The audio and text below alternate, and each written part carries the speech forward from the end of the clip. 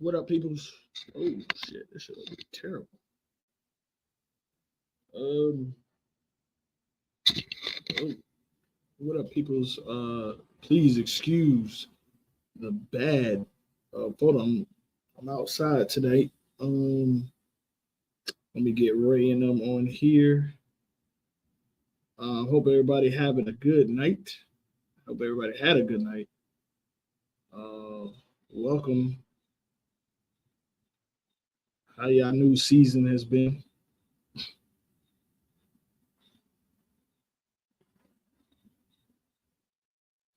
All right, yeah. I hope everybody's season been going well. We're getting ready to start the UBA. You know, the rules just came out. Um, hey, what up, Lavinus? I hope Lavinus. Hey, I want to see you getting this women's Vixen title. The way you've been shooting lately, girl. Shoot, I know you need to go after this women's Vixen title. But we just waiting on Ray and them to come on. Shoot, yeah, you need to go after this women's Vixen. But yeah, yeah, I'm outside, so y'all excuse me. This thing look old and terrible. So Ray's gonna be coming up here. He's gonna be talking about it. What the steps that you need to get into the Vixen and in any WCS that they have. Um, it is going to be fun. Um, it's less travel than what it is, from my understanding. Um, oh yeah, holy yeah, I'm with you on that one. Oh man, you just scared the mess out of me, huh? Yeah. No, I came out here so she could, she yeah, let that out. I understand. I got a special guest in the house, Nick Reed, everybody. but yeah, oh, and I didn't even announce my other special guest I got, Miss Joan. Everybody, what's going on, Miss Joan? Hello, hello. Can y'all hear me? Yeah, we can hear you. How you doing? I'm good. Ready for this season? I am ready. I think my bowlers are ready. Oh, my bad. I cut you down too low. Say that again. I think I'm ready, and I think my bowlers are ready. Yeah, I think this is going to be a fun season. I can't. Oops, I didn't mean to do that. This is going to be a fun season, especially for the Deep South. I don't think people understand how competitive we are down here in Georgia. Right? Well, it's taking And a while to get us down here, huh? yeah. I mean, but we got here. We got here. You I, know, we're growing. I'm having fun with it. We've had some friendly trash talk, but that's what the culture is. It's yeah, all love. banner You back know, and forth. you Um, know it's all love. We definitely gonna have our back and forth, but we also gonna get our big hug when we see each other. Absolutely. Yeah, It is the back and forth. It's not disrespectful. It's what it's right. supposed. I tell everybody I love you before and I love you after. But for the 2 or 3 hours that those games are going on, Yeah, we're gonna get it on. yes, I learned from some of the best. and the thing is too is that I think a lot of people like the tour stops are normally like our tournaments, especially when we have a battle of the sexes. Yes, that's right. Good evening, Ray. How you doing? I was almost say good afternoon. What's up, man? We got we talking about this upcoming season and how excited we are about the new district. I guess you would call it. I don't know if you call it new. We got some new teams. We got some. We got a lot of excitement coming into this UBA season. I think this is going to be one. I know. I tell you one thing that I ain't happy about when I saw all them playoff teams. 32. Oh, Yeah, good grief! 32 is a lot. Um, Definitely is. Yeah, it's how that's going to play out. My guess would be there'd be no buys. Um, Yeah. which to me is fine because the buys were some years the buys come in handy, sometimes they don't. And it's like, what's the buy really really for? You don't get any more money for the buy. It's not like you're getting a home court. It's not like it's. Yeah, I look at like the Lady Gamecocks for the women's Final Four or the women's tournament, where they literally go through and um, like the first two rounds like are hosted by the higher seeds, Right. and we know that whoever the higher seed is, the one seed, so to speak, they're not hosting the playoffs. So the buys aren't necessary. It'll be interesting to see if we split the conference for the playoffs. Yeah. Like have like two different locations. I don't know. As you know that the powers that be, so to speak, have a lot going on at the moment. So I don't think the house to the playoff format has been a thing. Let me ask a question as a team owner. That I did notice. When do you think they'll be finished with the averages? So they actually just sent an email out that they're waiting for all the districts to appoint. Because so what they always do is the DM, they get the rosters, and then they have to go through and they find it.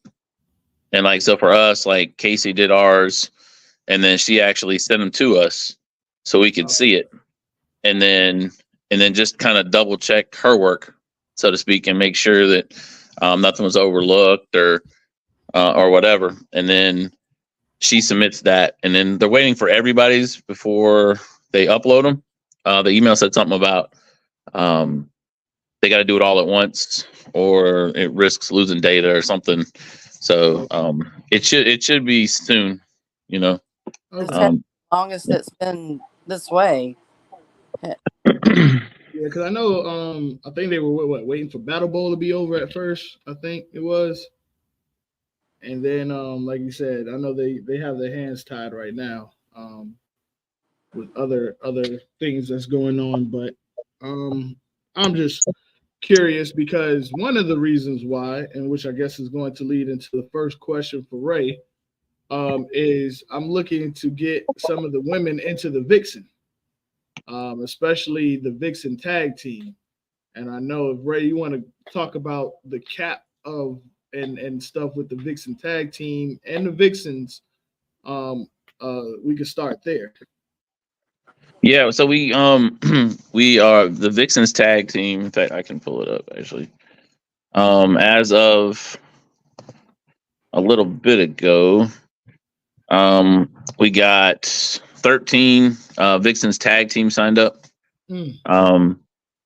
And the Vixens tag team, of course, that's just like all of this stuff, you have to be on the same franchise, and can't exceed 410 for the Vixens tag. For Vixens, we had one already added on, so we're going to be starting at 5 so far, depending on what we get added the next couple of days. And of course, Vixens, you just have to be female for that one. So there's nothing like different. It's such low participation. It was 3 years ago I was on it. There was at least 10 or 12 of us. Yeah. The tag, okay. Because that's what I was about to go into too, Miss Joan. Because you and Sarah was part of the Vixen run. Absolutely. Can you speak on the competition and just the overall? I guess for me to see the excitement of it growing as far as the Vixens. Well, it was bigger, and then it took a decrease, but it looks like team owners are trying to get it to grow again. With, of course, Ray trying. For me personally and Sarah, we were in the 180 averages, and that's me personally coming down after getting a little older. But there, I've faced all different kind of averages in that division. As me being a 180 something, I'd had to bowl bowlers that had the 210, 220 even. Any given day, anybody can beat anybody. But if you do got a lower average, it gives you practice at that kind of setting if you thrive for that. I was also in the tag team with Michael Johnson. He averages so high, the cap's 430. Hell, he's 238. He had to pick somebody under 200, and nobody else on our team was about that, but I was. So I decided we tag together. We kind of we beat some guys, but then we run up against those guys that they have the 215s, both of them, and they're going to strike more than I am. But yeah, that's me, how my take is personally. I'd like to see it grow some more. I do try to get as many people in it as possible, but it seems like they'll do it for a little bit and then they'll drop. I did it for a year and a half before I decided that I'm just kind of getting too old to be competitive like that in singles anymore. But I'll do it on a tag basis because, he can hold me up most of the time. Now, it's something that you said that I think gets looked over, Miss Joan. And Ray, if you could speak on this too, because I know you participated in it along as myself. Describe, about how much of a better bowler that you do become and participating in this. Yeah, I mean, anytime you get to bowl in houses that you don't normally bowl at, it's gonna make you better.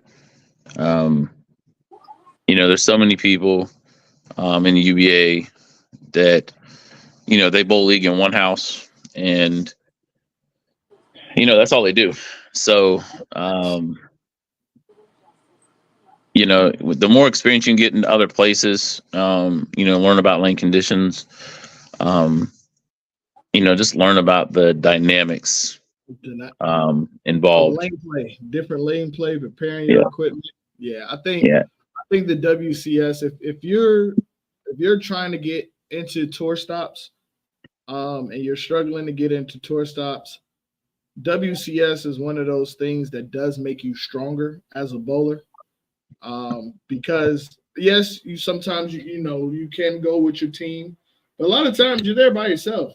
And you got to figure it out. And sometimes the conditions ain't always, to your match, and then you have to play different angles of the lane. It definitely made me a better bowler. If I can get my car situation, everybody knows I just got in a bad car accident. So if I get in a car accident, I definitely will be participating. But we got a good question here. Andre Wilborn asks, just curious as the methodology behind the 410 cap for Vixen tag kind of hinders the DMV Central Conference Vixen. So you want to answer that, Ray? Well, I mean, the 410, they don't have a Vixens tag series in Central, so they need to work on growing the rest of their series first. The logic on the 410 though is we're trying to get more involved. We're trying to get more involvement from the ladies, right? And so many. It's just basically just trying to get people that aren't getting to bowl in tour stop lineups, that aren't getting to bowl the franchise based events, and just getting more ladies to bowl UBA stuff like that. That's kind of the whole thing. You got a couple of teams where we had one of the number one contenders at one point were two females that were in the 190s. You also have some where you got that have been former champs, and like Daphne and Peyton, where Daphne's the 225, Peyton's the 180 something, or whatever, the 170 something, whatever she is. And so 410 is a good number for two ladies. When we looked at it when we first rolled it out was because I had a lot of participation from the ladies themselves, and it was part of it was 400. Should we do it 400? Felt like that was too low. 420, and it was kind of like, well, if you're gonna do 420, you might as well just bowl in the cap. So that's kind of part of the logic in it, is just trying to get more ladies bowling UBA stuff, more involved in WCS. And so that's kind of the thought. If it's going to match the 430, then you might as well just bowl in the regular capped, honestly. Going back to the singles, to the just the Vixens, not tag. I would like to see it grow so much that you could have the divisions out like the other divisions, the welterweight and the cruiserweight and the heavyweight. I would really love to see the Vixens to be able to be divisioned out, because I do think that most females do not participate because they feel like they don't have a chance against some of the higher average women, like you just said. Although, I mean, I had the 188 and 187 average. Jessica Overton, I love her. She's awesome. She beat me twice. I worked my way all the way up to the top of the list to bowl her for the championship. And she beat my butt twice with shooting like 760. Hell, you can give me 200 pins cap and I'm still not going to make a 760. But I welcomed the challenge. And like I say, I worked my way all the way up to the list to get beat by her twice. So what do you see that growing into, Ray? Do you see with this new surgeons this year? Do you see that possibly could be happening in the future? Yeah, I think a lot of it's going to depend on how successful the team ranking split is. Splitting the conference for team rankings is kind of a good way for us to see, hey, what will it look like if we split cruiserweight? What if we split cap tag team? Things like that. It's hard you got to have the support there to start with before you can just split it, right? Because like right now, like of those 5, let's see how I can tell you. So the five ladies that are on it right now, 4 of them would be in the South, I guess. Part of team rankings, those 4 districts, and then just 1 in the other. Because you got Paradise Cartel, Savages, 187 Inc., and Carolina Gatekeepers all in the South part, and then just NWO in the North part. So you can't split that. It's hard enough to have money in this than anything else. Welterweight is up to 15 right now. That's kind of closer. Cruiserweight's at 16. Heavyweight is at 23. So some of these are easier to have that plan out. I think that cap tag team, because it's I've already got it full for starting in September. It's one of those things that's easy. Yeah, it's easier to split. I mean, we still can. I mean, it's at the 26 right now. I can add a couple more. I can add 2 more actually that won't impact winning out and slow you down, all that kind of stuff. But cap tag team is pretty good. So it'd be nice to split it to minimize the travel. The hard part is there are certain people in the UBA that don't care about the travel, I guess, as much as everybody else. So, trying to get that point across to people, that travel does matter. And so that's what we got to do. We got to go from there. So let's start from the beginning. Right. Somebody wants to get into the WCS series and compete for the belt. What do they have to do? What was that again? I said somebody wants to compete for the belt. Somebody wants to join the WCS. Yep. Brand new. What's the first thing they should be, or how do they get signed up? So the first thing they do is they need to be on the UBA Southeast Facebook page. Is the best place to start. Right now, we're kind of since the North and Central are trying to get as many people on their list to start. We're trying to add as many as we can too. So we're allowing in the South for pay the qualifying fee now by Friday at noon, and you'll get to be on the list starting in September. Then once you're on the list, you'll pay your one-time fee and with your first match fee. After that, you have to qualify at a tour stop, event, or a team rankings match, are your three places where you can pay your qualifying fee, and then you're actually could be competing with people to get on the list. Is how that will be, how that is set up. So if it's welterweight, cruiserweight, kind of anything but cap tag team, there's room for all of them right now. You just pay your qualifying fee between now and Friday at noon, and then I'll get you on the list for September, and then you'll get that, have your first match and all that good stuff. Now, when you say qualify, let them know what you mean, because a lot of people think that you have to kind of do something special. Yeah, so normally the normal process is, if you're going to bowl, so we'll use October for example, right? The main event for October is Unholy at Myrtle Beach.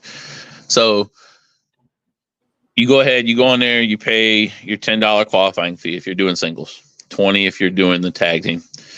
And then so we take all the scores for you might have 8 people, say, that try to qualify for cruiserweight. Well, if a list is full, once you lose twice, you're off the list if it's full. So if 4 people come off, then we would take the 4 highest qualifying scores, and then they would be the ones that join the list. That's so, like, using qualifying now is, you're not really qualifying because your score is 0 for August, so to speak, unless you did it at Battle Bowl, which we did have a few that did it then. Your score is 0, so you go in order. You go on in order that you're signing up right now. Because we get all that stuff in order, the PayPals and all that stuff gets emailed to us in order. So right now you're just paying the qualifying fee and then go from there. And then once you're on the list, you do the one time. So there's nothing you got to do now. You get your score. Your qualifying score is 0. You're going on the list in order of the emails received. Once we have the list in September and we're due qualifying for October, then you got to have some kind of a score from a tour stop, team rankings, or the event. That's how you got to do going forward.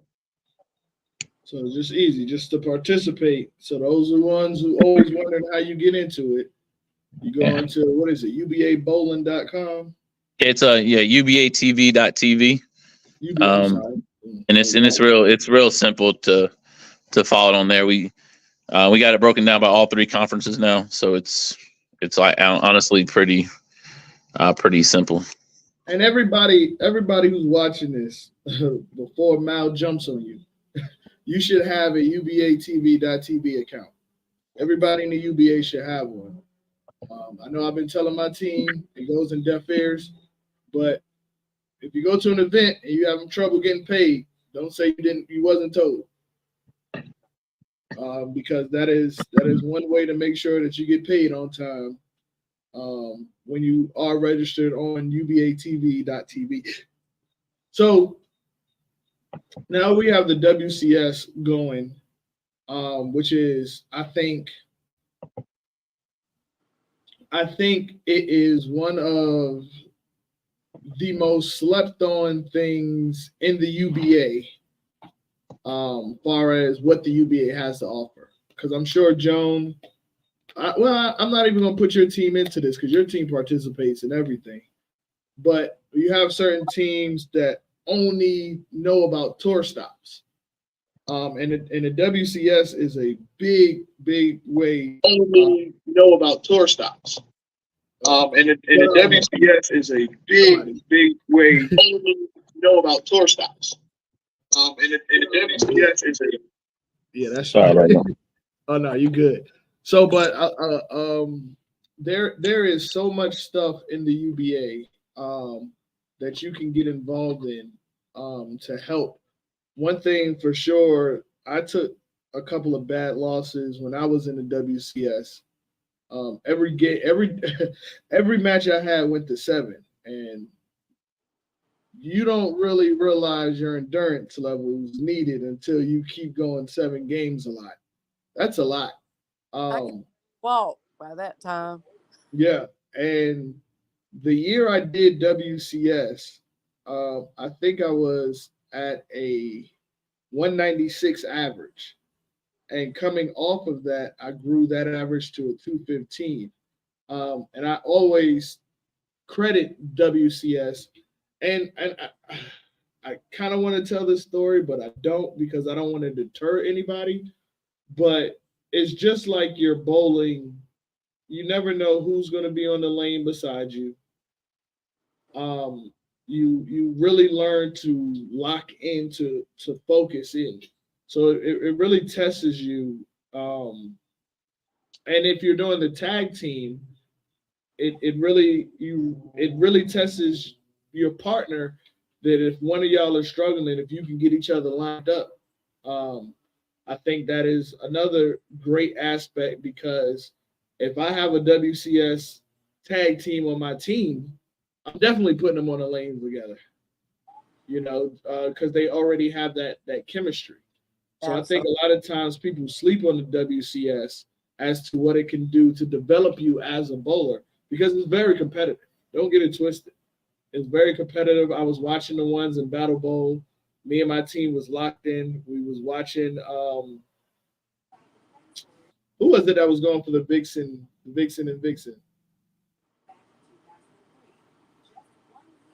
I think you're muted, right? I'm sorry. You talking about Mega Bowl or Battle Bowl? Battle Bowl. I'm sorry. Battle Bowl was Megan and Segura. Yes, You that talking was about this year or 2 year or the year before? this year. A couple of weeks ago.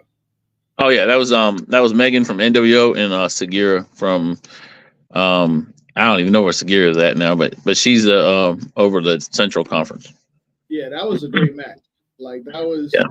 you had the crowd in the back, rooting it on. Then they started betting on strikes, and it like if you are having trouble getting into tour stops, the WCS is one way to help you get into tour stops. The events is one way, and we can go and segue into team rankings. Because Ms. Joan, you did team rankings last year. You want to talk to us about your experience with team rankings? Absolutely. You can bowl people in your team rankings that aren't always available for the tour stops. You always have your bowlers that want to do the tour stops, and then you have very few people. Well, last year or the year before, we had to travel 6 to 8 hours sometimes for team rankings, and certain people just aren't willing to travel, and some people are. So you got different players, different teammates that you can put in your team rankings.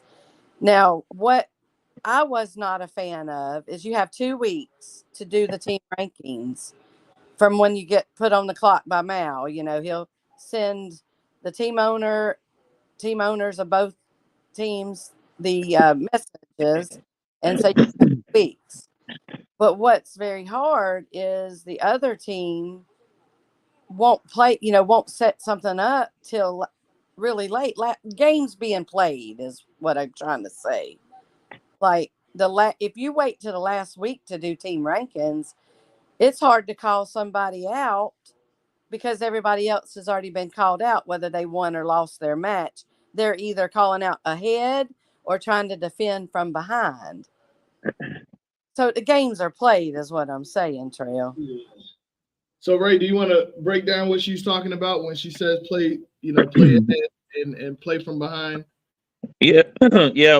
The good part for us in our split is we don't have as many people that bowl federation, right? So that's one less thing going on that should help the 2 week stuff go quicker. You're always going to have, whether it's WCS, team rankings, or life in general, you're always going to have somebody that just has no desire to participate and keep things moving.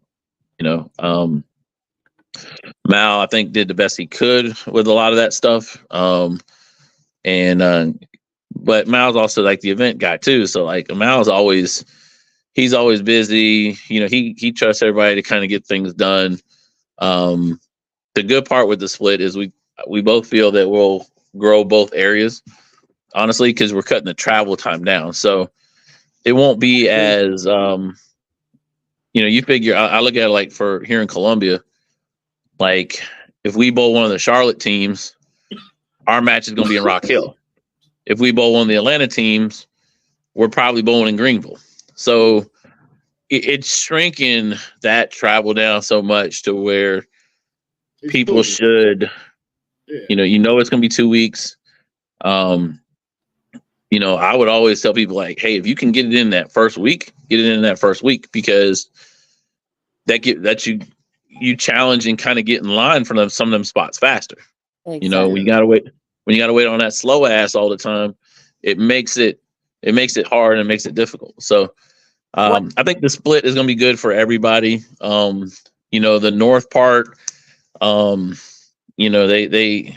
know some people feel like the payout's going to be smaller, but I feel like it's going to be two that are pretty good, honestly, because last year people got to where they were dropping because of the travel. Like they could have still won out and still made it to the top, but they just got burned out, because the hard part about traveling for Team Rankings is it's not like a tour stop where you can at least get in some side action. Right. Team Rankings is 6-on-6. Unless you make in there. Yeah, you might be able to bet the other team, but you can't. But there's no nothing else. What we try to do is try to tie it into something that, even if we got to travel to some of the side, Ray used to put on events that. Yeah. Sarah, Michael, and I, we traveled to Greenville, 2 hours to Spartanburg, came back to the bush. I make a funny. I love the bush, but the bush doesn't love me. I doubled with a few people just hanging out, and they're like, "You need a partner?" And I'm like, "I really wasn't looking to bowl at the bush, but I will." But we're sinners. But look, Michael and I had our match going back to our match last month. We bowl. How long's it been since y'all bowled on wood? I know we grew up bowling on wood, but we had our match last month on wood. Man, I bowled on wood lanes for the first time this year, and when I went to go visit my mom in Virginia. Yeah, that was woo. Yeah, that was an expensive practice. Yeah, the thing with that too is one Bush River is not Bush River no more. It's called Seven Oaks for whatever damn reason. I have no idea what they were thinking with that one. But yeah, that's kind of the thing is I've always tried to tell the teams to if you're going to run an event the night before your tour stop, even, do it something that is UBA-ish, so to speak. So people can get familiar. You'll see people that, they just want to bowl a tournament at that bowling center that know nothing about the UBA, and I know we've talked, me and Marcello talked that on this thing before where, a lot of people would be interested in UBA if they knew about the UBA. Right. And so you got to get it out there in people's faces, and then, go from there, because, it's just one of those things that, most people like it. All the things that UBA has to offer isn't for everybody. WCS isn't for everybody. Team Rankings isn't for everybody. Hell, apparently now tour stops isn't for everybody. But we won't touch that today. But if you so here's my thing. And I get some people been in this sport so long that they get bored of it. I don't know, man. It's tough because I don't know if it's because of where I'm from or what, but I'm always a competitor at heart. I always want to compete. And it's win, lose, or draw. I just it's just there's nothing like competing. Trying, bringing the best out of people, and them bringing the best out of you. So I have to say, I didn't mean to interrupt you, Marcello. Oh no, I was just gonna say, and if you got that heart to truly compete, the UBA is for you. If you're a participation trophy type of person, like it's not going to be for you. You know what I'm saying? And I'm not saying that just because, and I'm not talking about the ones that's been in the sport so long that they're just bored of it. Like, because I kind of, I mean, I don't get that, but I understand that you could be doing something for so long that you do, it just becomes, I guess, redundant. Let me ask you this. Do you feel like last year did not compare to the side hustles in the year before and the year before and the year before? It seemed like with some of the new teams joining, like it seemed like we were one of the only ones that held a whole weekend of events leading up to the tour stop. Yeah, Some of like you did have one. It would have been just the one day, or some of the other yeah. ones just like the one day. But we had like a Friday night event, a Saturday morning, and then a Saturday day, that I could night. be, if I could be honest, I can answer that for you. Bowlers are annoying. Like bowlers are a lot. Like I'm gonna call a spade a spade. Like to run. Like I think if you're going to be a tournament bowler, you should participate in running a local tournament. Whether you're a helper, organizer, everybody who wants to be a tournament bowler should know what it feels like to be a tournament director. So I have Because worked so hard, yeah, staying from 6 o'clock in the morning and y'all to did a great job.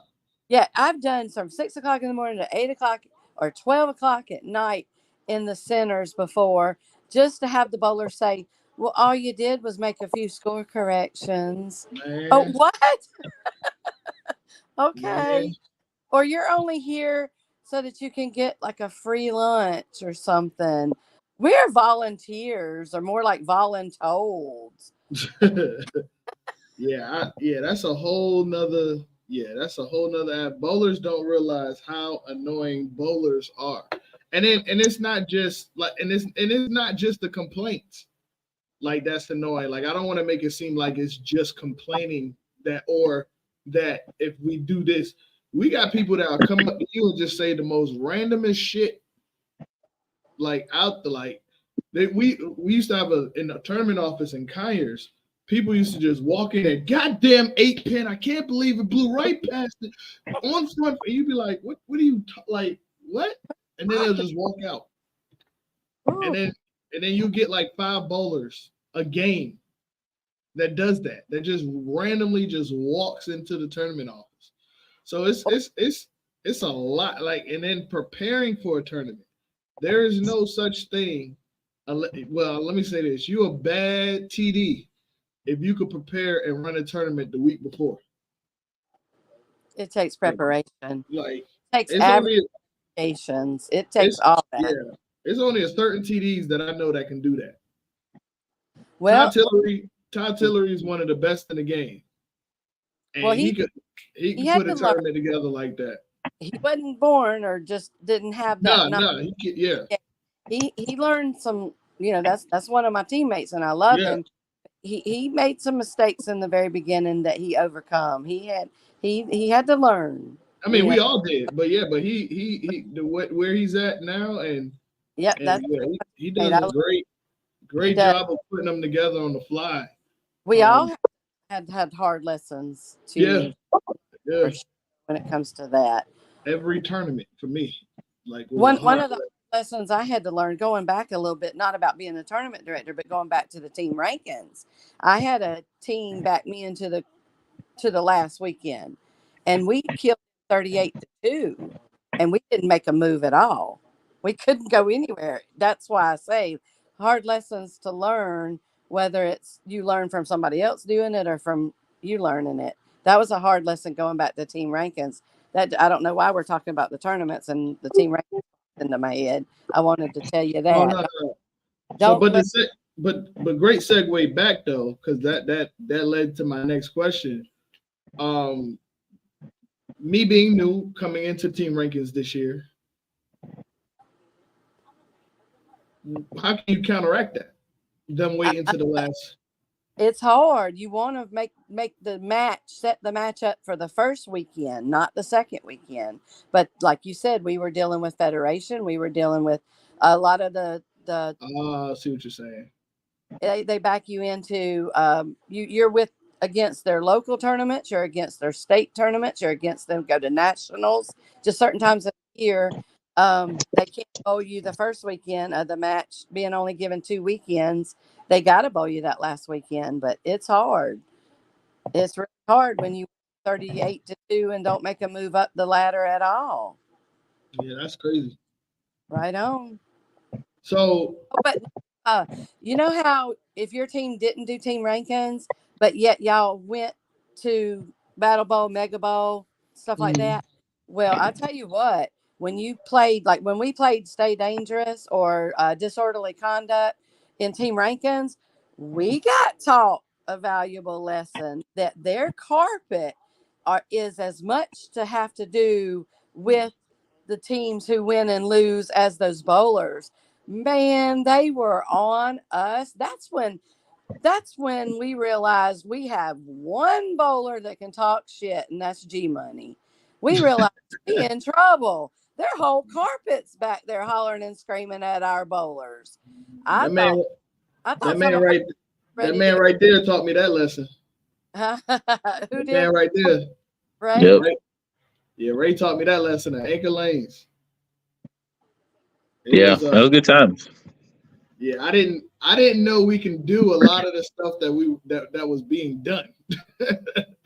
Well, I read one of the posts that they said that they don't want, like, as a team owner, occasionally I'll go in the pit to talk to my bowler, but then I go right back out. And I read the other day they don't want nobody but the bowlers in the pit. Okay. No, that's being up for discussion.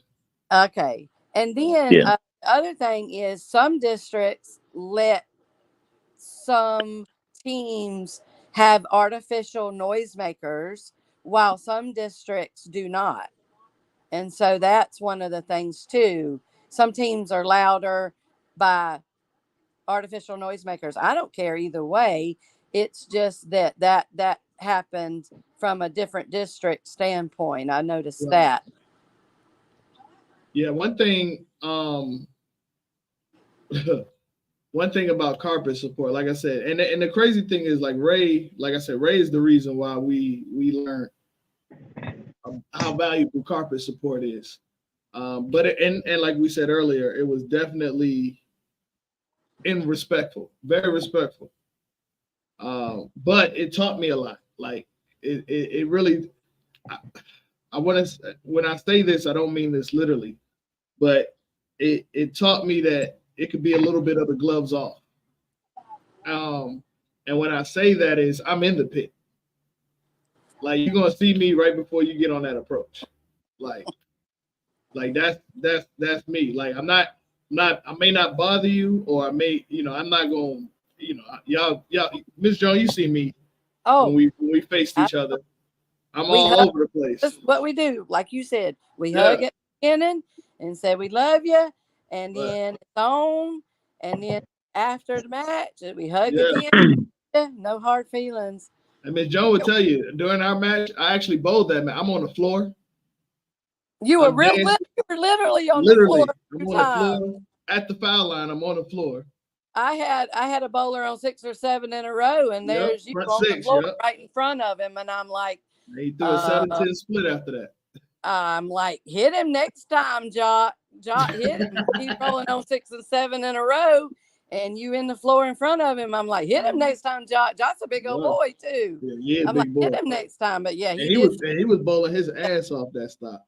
But yeah, well, let me pull out that sheet and post it for the viewers. I think you had 3 170 games. Yeah, I was. And here's the crazy part: I wasn't supposed to bowl. This was the day before my tournament. As owners, we don't have to bowl, but I bowled 2 tour stops last year, I believe.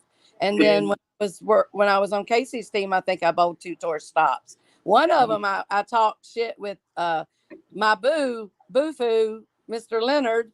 I talked shit with him for about 2 months leading up to that tour stop because we bowled them. And then I was real disappointed that we only took 38-2 against them. Was not my team. My team was Michael, Sarah, and I. We didn't lose ours, but I can't. I told him the other day we took 40-0 from him. I know he's probably typing like crazy over there. Now let me ask you something. Speaking of the teams in that, Miss Jones, Ray, how many brand new teams y'all have in y'all division? I think you muted. Ray.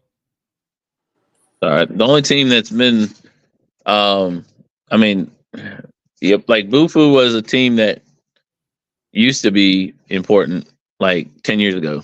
And then, so you got like High Caliber at least has won a playoff game recently.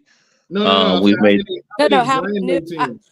I know. Yeah, that's what I'm saying. Like it's like almost all new because the ones that No. Okay, so let me give you an example. So like we got Bad Intentions. They probably got 2 bowlers that ever bowl UBA.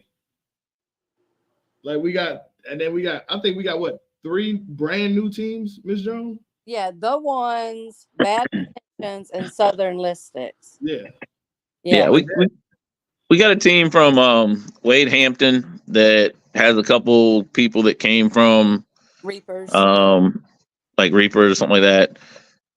Okay, so I ain't even gonna count them there. Okay, so yes, I mean so many teams are like so many are new.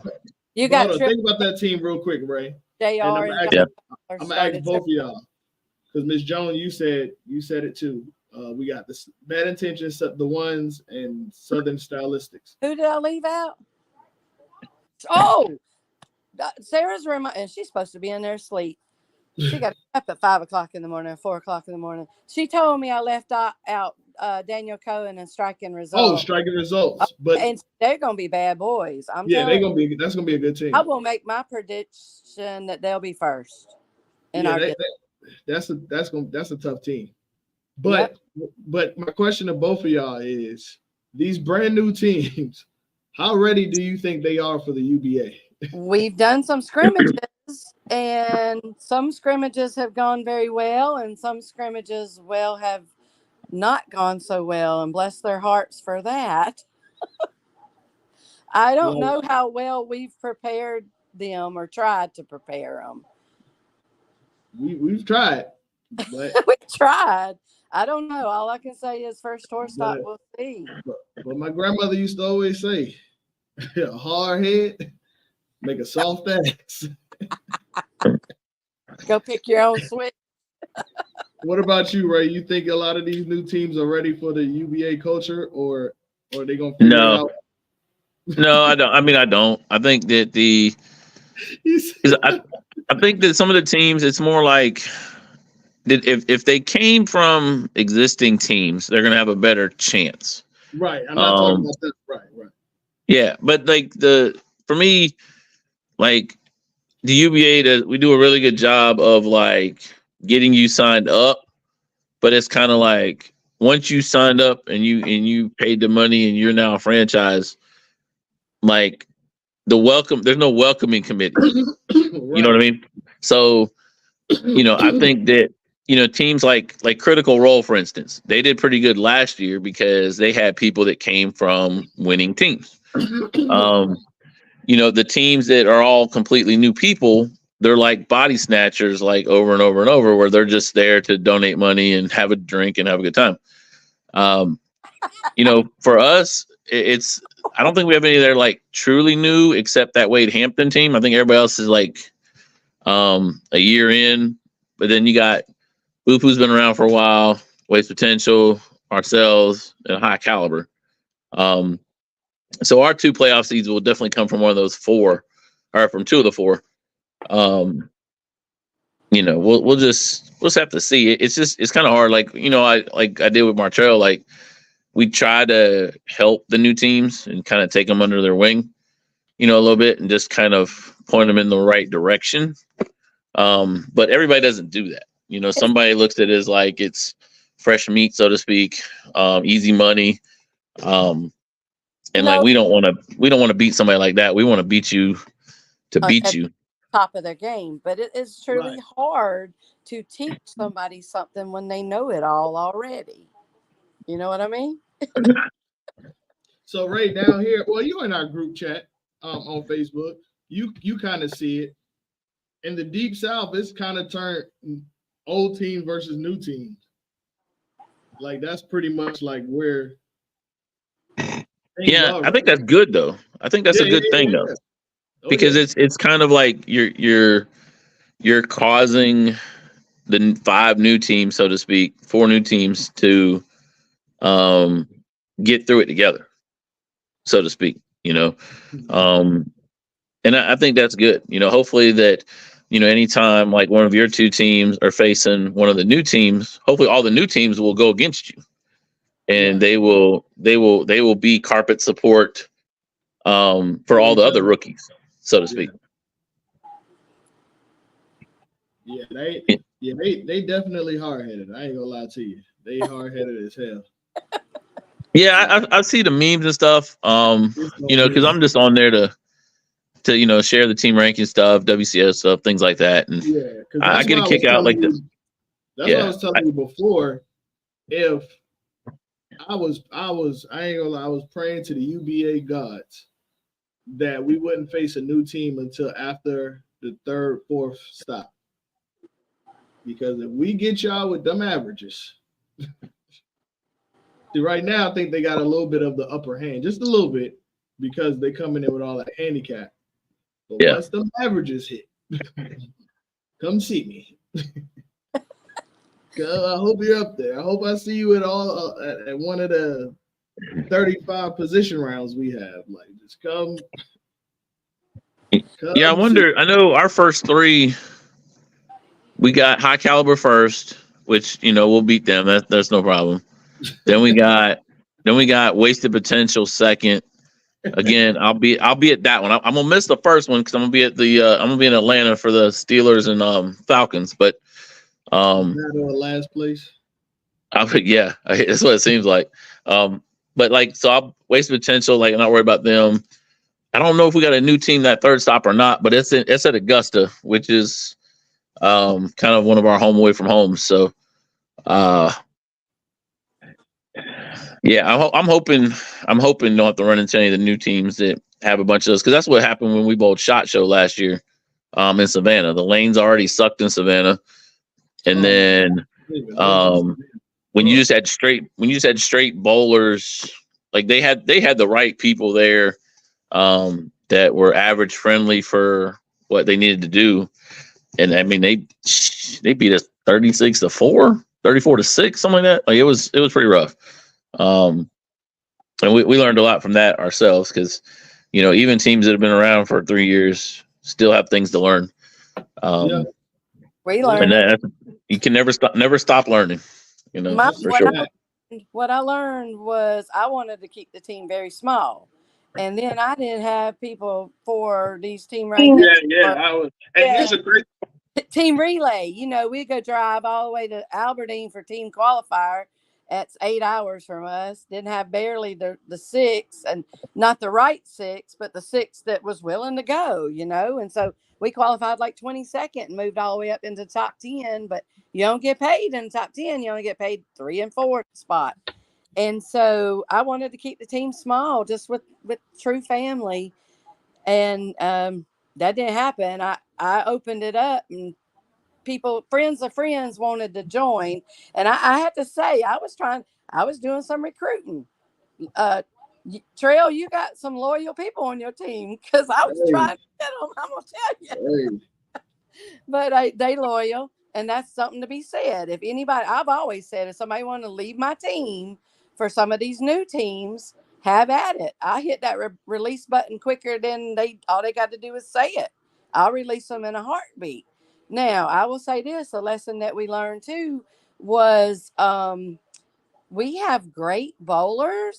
Don't mean they're going to perform that particular day. And I want to go on your own record and say right here, right now, that people look at us coming in the bottom, coming like we were almost last, and that's all they see. They wasn't at each of those tour stops to know that almost every team we bowled. Outsiders did it to us. High Caliber did it to us twice. Critical Role did. I mean, I can name almost every team. The day we bowled them, they had the highest series in the whole district, and we had second high, if not maybe once or twice, third or fourth high, and we would have took a win for if it was anybody anybody else. else. Hell, Darcy, my girl, I love Darcy. As she's been around, Darcy at Trail, you got me too. You suckered me. Let's do all women's, and I'm all about it. Let's do it. And then my What I Hold on, learned what was was going I on that wanted to keep weekend? the team very small. my What was own it? adopted 250 my Masters own or something? adopted bowling daughter Darcy posts 760s every time she bowls. I love her. She's all about it. Yeah, they. Okay, so anybody listening, don't get hustled, because the hustler right I there forgot what was going on that weekend. is Was it? his nickname. Don't get hustled and agree to the women on women team. A whole lane pair of women on women. Don't do it. he's got Hey, he's got the best women bowlers on his. my women are tough. I love and it took me so long to build the women and because I was that after that first year I was like, man, we need more women. I was like, we need more women, and that was one of the probably the best decisions because when you get when you recognize women in their talent and you want them to shine and show it, I think that's all that y'all are looking for. Somebody to acknowledge y'all as equals. And I say this all the time. When I have problem with my release, I look at women bowl because they do the same thing every single time. Like their release is robotic. Like all of them. Like even if they not that good. And I'm not the same thing, but let me change that to say the low average ones.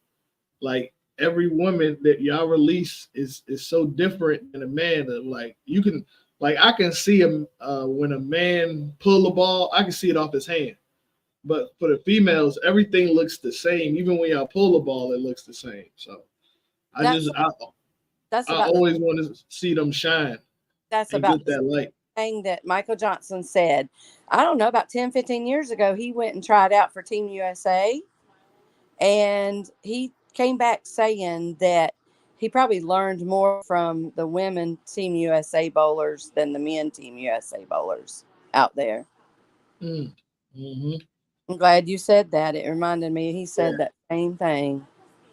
Yep. But the females, I think I don't get it because y'all don't give yourselves enough credit. Like it's some amazing Oh, female. so me at my age, I'm doing good just to walk on the approach. Now, I did about 10, 15 years ago, my highest yearbook was a 217 back in the day, and I thought I was really doing something. And I learned there was some bowlers in my past that taught me some valuable lessons. Like I knew I wasn't one of the best bowlers in the centers, but if you go in thinking that you're not that good and you on the line, when you bowl in these scratch events, or back in the day, the leagues, we had scratch leagues for women back in the day. You ain't gonna find that nowadays, not in Yeah. the South. But I had some of my friends tell me, when you go in there, you're the baddest bitch in the center, and act like it and bowl like it. If you go in there like, oh, I can't do it, that's me now. I can't bowl, but that's why I got a team, because they can. I don't have to. But back in the day, I was entering everything. And I had my friends tell me, walk in there, you the baddest bitch in there. Act like it and Mhm. win. So Ray, with these new rules that just came out, anything caught your eye or anything you feel like everybody should know for those that only really skim through the rules? We talking about the UBA rules. Like the UBA rules, like I think everybody going to $50 a stop. Yeah, we've been I mean, $50. Yeah, most everybody yeah, been there, ain't they? yeah. But see, we had like last year, like it got rejected to go up to 50 in the deep south or in the where we like Palmetto. Um, so like I'm good with that.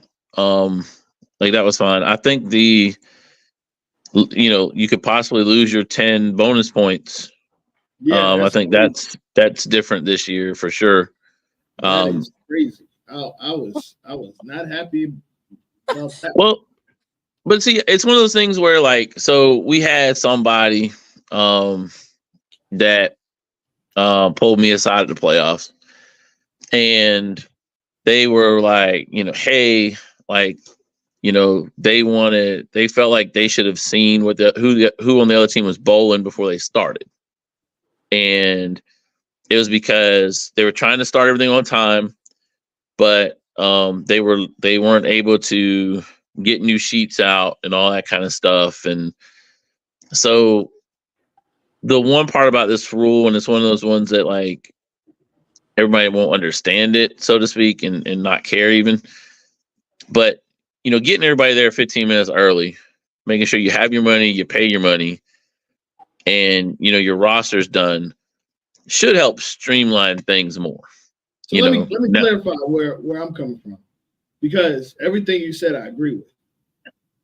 What I disagree with is the punishment. Why don't it just be $100 fine? Like, find it something big, $150 fine, because I don't even want to win that way.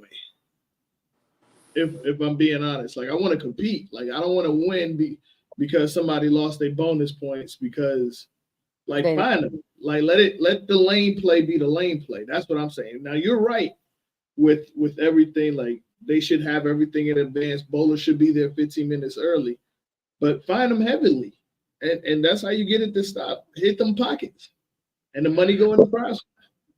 Well, I mean, if you can't get people there to pay the money on time, trying to get a $100 fine, a fee from everybody, that's gonna be tough. Your fines continue on to the next stop. If you don't pay your fine by the next stop, it's the same thing as not having your money. I honestly think that there's enough people. You got some teams that are just made of money, right? That are just they're $100. That ain't gonna matter to them. Those are the type of people that always want. That's cool. Yeah.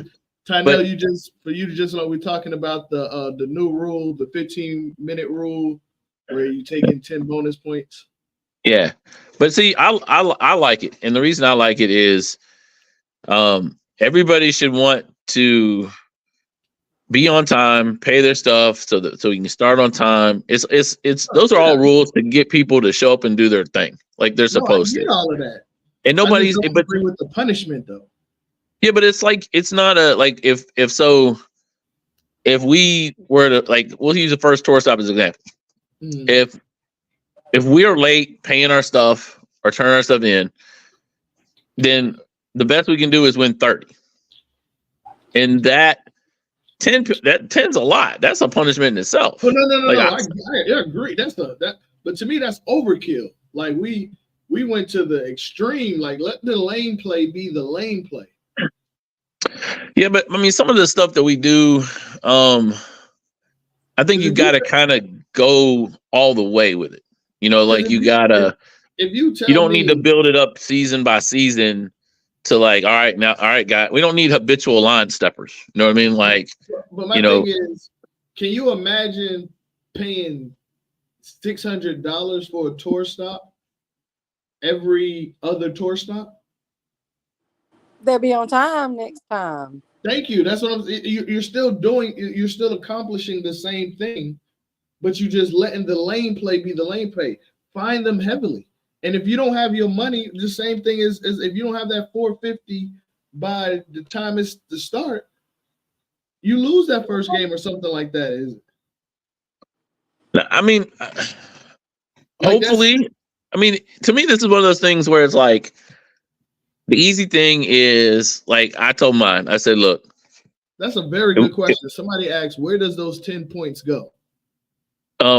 They don't get one. There's just so if you win them, they just evaporate.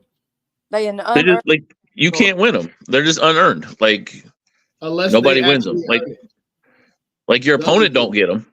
They're just not there. And the thing that's funny to me with this is everybody's worried about, well, where do they go? And da da da. Well, have your team be there on time, pay your money, you ain't got to worry about it. Like it's just funny to me. Like, No, I think you are right. It will change. It will get better because of this rule. So yeah, because I mean, I'll be like, I'm gonna miss the first tour stop, myself, and like, you know how bad that's gonna be if we would have, won a stop 32-8, but we only win it 22-8 because we didn't pay on time. Like, to me, that's all like petty stuff. Like when you've got so many people, and like I know, you see it in like the president's chat and stuff too, where like people want everything to run like a business, but then they get mad when people want to enforce, bringing your ass to work on time. And you know what I mean? So it's kind of like you can't be one way or the other. So you want the UBA to be more like a business, less like a league. You know what I mean? So it's like, just bring your ass to work. Like, no. Be there on time and pay the thing. Do you understand what I'm saying? I do. Like, I mean, I get what you like. I just think when you start finding, I just think that gets messy. I just think that's not really, because you got some of these guys that'll go out there and they'll back somebody for, $1,000 match like it's nothing. That you'll just end up I think it goes the wrong way. I think that this is one that will be so, because think of it, how many teams wouldn't have make the playoffs if they lost 10 pins on it?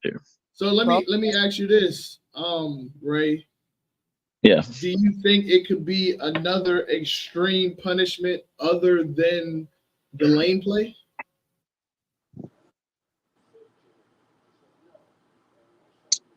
I mean, I don't know. Like when I heard about it, a couple weeks ago, like I was good with it. Like I thought that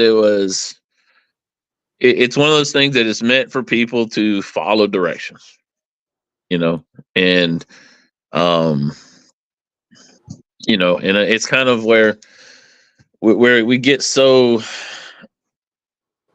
poor me, so to speak, about stuff, and a lot of people get selfish, and it's kind of like, if you're running late and to pay your money and get your rosters out, you could be slowing up the center, you could slow up the start of the tour stop, like I like the fact, like I give Nick all the credit in the world. Like we never started a tour stop late.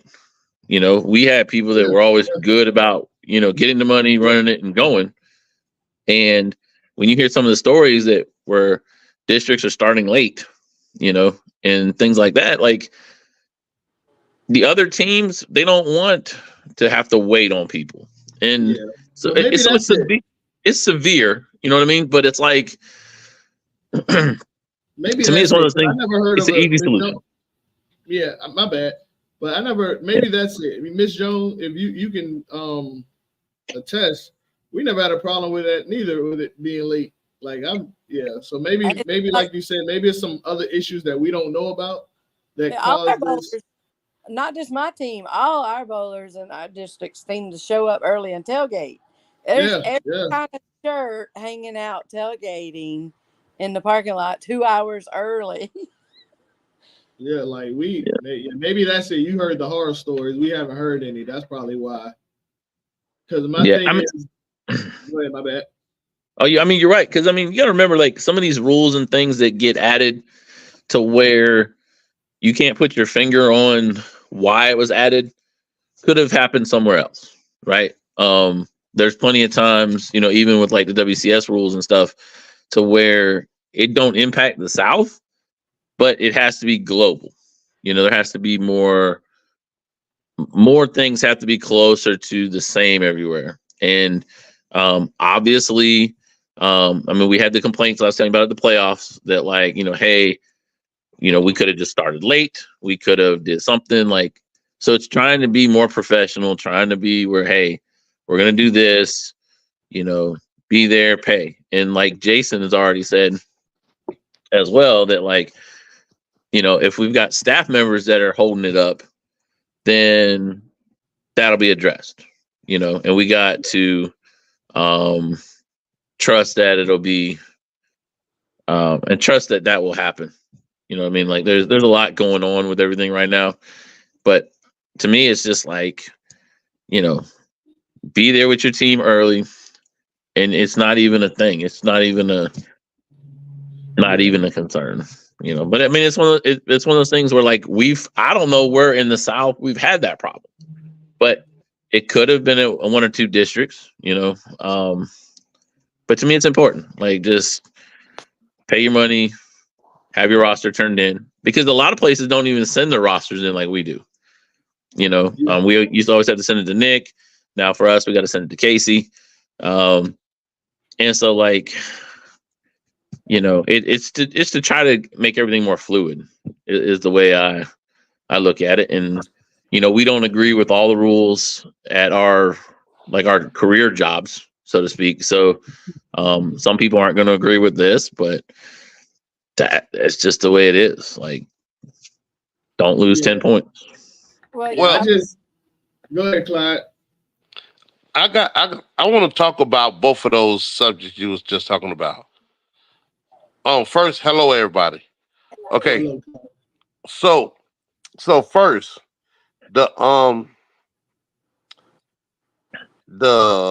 what was the first rule y'all talked about? The one I know we were just talking about the 15-minute rule. Yeah, the 15-minute rule. Okay, that rule should have been voted, in my opinion. This is my opinion. This is the opinion of Skyrocket, Clyde, whatever you want to call it. But this is my opinion. The South have more travel time than the North. And as you know, always in the South, they're always working on interstate, and there always be traffic jams. True, you can leave home early, but you never know what you're going to run into on 26, 20, or 77. You don't know. Or 85. Or 85. You don't know. So you cannot, getting bowlers there 2 hours early, that's good if you can do that. But every team is not set up that way. So what they should have did was say, okay, what do y'all think about this rule? And we vote on it. Like everything back in the day, everything was a vote. President or team rep vote. But they done took the voting power from the owners, and they're just making decisions. And sometimes the decision don't fit all avenues. It don't. What's the most somebody has to travel in your division this season? Well, since we got a new division, let's see. Columbia travels. We have to travel to the first we have to go up to is what's that? Tennessee? No, not Tennessee. Damn, what the hell I'm saying? North Carolina, Asheville, I believe. I think we go to Asheville now. How far is that from you? I ain't even Google it yet because I'm still pissed off about that because I was dumb as hell the way they did. I think when they came up with these districts, I think they actually put every team on a dartboard and do a dart and say, okay, this is where you're going. And Ray, me and you don't agree on everything, but you can agree on this. Because they should have put all the Columbia teams, they got all the Spartanburg teams together in our district. Why they couldn't put all the Columbia teams together? Well, it's funny, Clyde, because you think about it. What I just found out yesterday even was, the Palmettos. Guess where their first tour stop is? In Columbia. Our first tour stop is at Columbia, and we don't even have a team. Don't get me on this tour stop shit. I mean, we got a tour stop at Columbia. We don't have a team in Columbia. But yet, my team bowl at Roy Z, where y'all got to stop at, and we ain't got no fucking stop there. And you know what I was told? It's not guaranteed that you get a home stop. But if we got two teams out of the same house, and one team can get a tour stop, why the other team can't get a tour stop? Now, I was told by our illustrious leader, he tried 4 times to get in touch with them. They never recalled him back. And I told him, listen, That's why you have team owners. Owners have relationship with these centers. If they're not replying to you, reach out to your owner of the team that's in that center and have him go up there and talk to somebody. I mean, look, I'll say this about the tour stop thing. Like, it was the complete disregard for travel. It kind of like it pissed me off because and Martrell knows this, like, I've been pushing for like growth in the Atlanta area like this entire time, right? Like, I'm like, hey, let's grow. I want UBA to be bigger. Like, let's do it. But then all we did is we got screwed for it because some dumbass decided that instead of doing the I-85 corridor and the Columbia, Augusta, Savannah, Charleston group together, that we were going to do all this random shit that made no sense. It increased everybody's travel, increased everybody's drive time, and it was because you got the wrong people. Like, and I'm not blaming the DM because it came from above them. But it's like, it was dumb. Like, I've shared that with Tynell and Tom, and was like, hey, we can't do this next year. This is just stupid. We're not promoting the right things. Like, when it's taking us longer to get to a tourist stop than we're actually going to spend there, that's a problem, And I understand that there's outliers and all that kind of stuff, but why is wasted potential having to drive to Spartanburg all these extra times, Greenville all these extra times? Like, it's just it was ignorant. It was the most ignorant thing that we've done. We go to Spartanburg now, and okay, we got some old heads in here, so we can talk about this shit. We can talk about this shit, and I ain't mean to be on here that long, Montreal, but we can talk about this shit. You got the floor. When we joined the UBA, we was told if you have more than one team out of a center, you only guarantee one stop, right? Correct. Now, Spartanburg got 3, maybe 4 goddamn teams out of the same house. Why the hell are we going up there twice? To the same center? Y'all do? Y'all bought out of Paradise twice? Man, you might as well say the Palmetto District is a god doggone upstate North Carolina district. Yeah, I mean, I didn't agree with like the team split in that. Like, none of that shit made sense to me. Like, I'd had a conversation with Nick, and like when we were kind of all like up in like trying to figure out what was going to happen, right? And he laid out this plan that like made perfect sense to me. The I-85 corridor all together, and then the Columbia, the other group together, right? But then we decide to like do all this funky stuff, and then we got both of the interconference matches are in the upstate. Both of our position rounds are in the upstate. Like, it was just so bad. Like, it was like, it felt like we were trying to get screwed with, honestly. Like, I told our illustrious leader, I told him it feels like I'm getting screwed in the UBA. So it's not UBA for everybody. It's screwed in the UBA for me. Yeah. And that's what it feels like every time I turn around, they screwing us. They either way. What it is. Applied and being. What up, Joan? How long is your travel, Joan? What's your furthest travel? Oh, well, I have, unfortunately, I am the furthest south of me personally where I live, and I've tried to pick a center in Atlanta or Forest Park to be good for everybody else, but I'm an hour from Forest Park even, and so it makes like Southern Lanes is an hour and 30 minutes. Going to the my longest travel is an hour 30.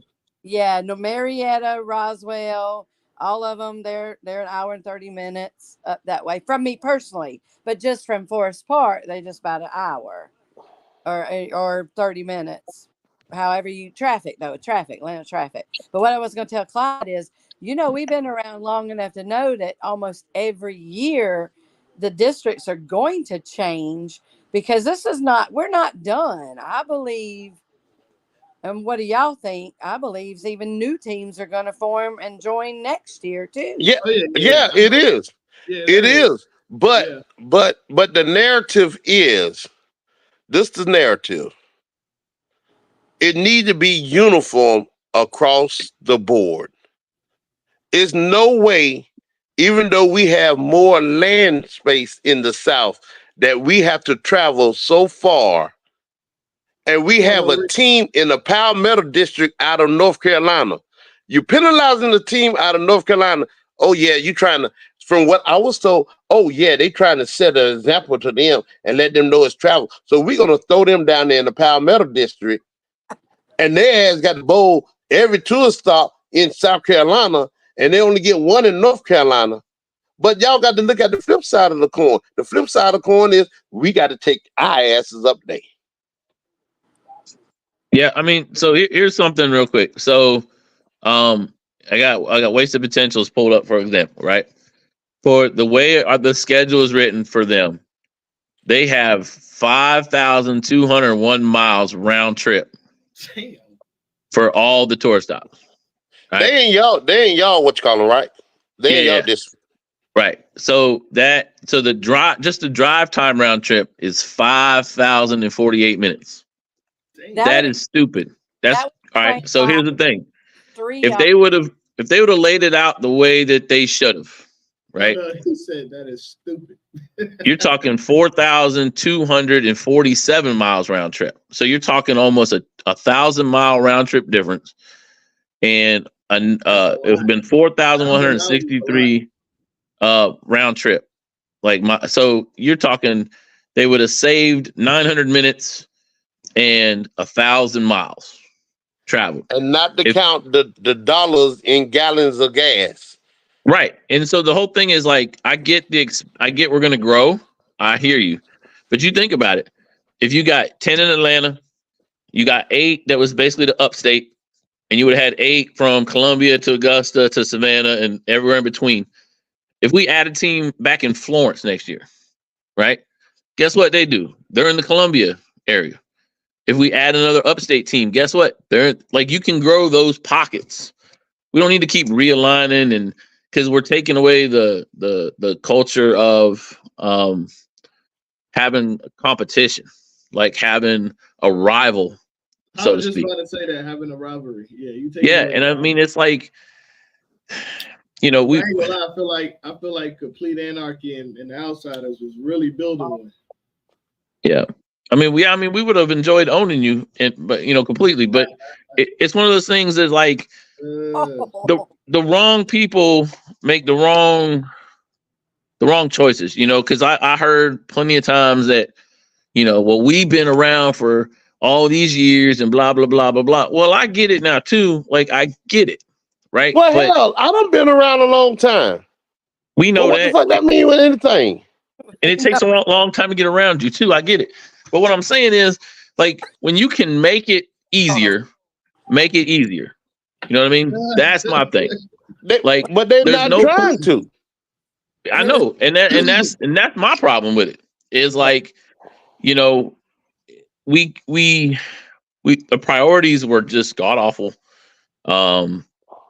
So hold on. Here's my thing about the whole situation too, real quick. Who is making these decisions? We keep hearing they. Why we're not being told who are making these decisions so we can go straight to them and be like, that's not how it is out here. Clearly, you've never looked at a map or clearly been to South Carolina. Listen, unless it's the same people in the NBA that think Memphis is the West. Right. It's not. It's 5 miles. It's 5 hours from here. That ain't the damn West. But yeah, like I get it, man. It's because all that stuff goes through hell for the Southeast stuff. Like we know that, and as much as like me and Nick have squabbled over the years, I don't feel like Nick had anything to do with it. Like they did make my show and said they did make the team, or they did make like each district made their schedules, right? But I think the approval for where everybody was, that was hell, I believe. Like, because both Nick and Casey have said that it wasn't them. So, because even the randomness of it all, supposedly there was a live video somewhere of them drawing all of it, but why you're separating the Augusta teams is dumb. Why are you Charlotte, not Charlotte, Charleston separated? No, and that's the weird part. So, because they wouldn't want to, my opinion is the upstate ain't going to want to drive to Savannah or Charleston. So it just seemed pretty convenient that they weren't included in that. Now, I could be wrong. It could be the weirdest random wheel draw. There wasn't no wheel. It was them saying, okay, let's do this because this is what's going to. It's amazing. Out of 13 stops, 10 of my stops are in upstate. 10 of the motherfuckers.